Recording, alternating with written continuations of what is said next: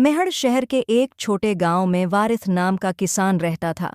उसके पास एक छोटा सा खेत था, लेकिन जमीन बंजर थी। वारिस दिन रात मेहनत करता, लेकिन फसल कभी अच्छी नहीं होती।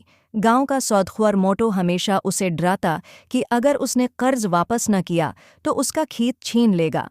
एक दिन वारिस मायूसी के आलम में खेत में बैठा था। अचानक एक सूफी उसके पास आया और बोला, वारिस, परेशान न हो। मैं तुम्हारी मदद करूंगा, लेकिन याद रखो, तुम्हें हिम्मत और मेहनत के साथ काम करना होगा। वारिस ने हैरत से पूछा। तुम मेरी कैसे मदद करोगे? सूफी ने कहा, मैं तुम्हें जादुई बीज दूंगा। ये बीज सही तरीके से लगाओ और अपनी जमीन का ख्याल रखो।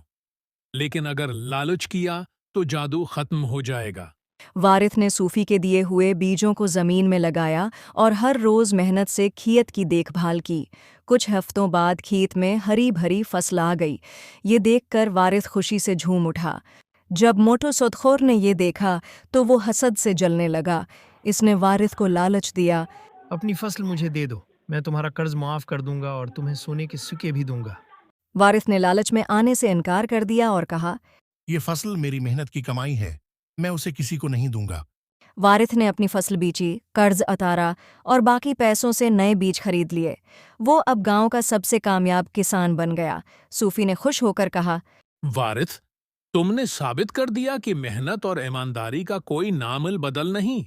पैगाम। ये कहानी हमें सिखाती है कि मेहनत, ईमानदारी और सब्र से हर मुश्किल का सामना किया जा सकता है।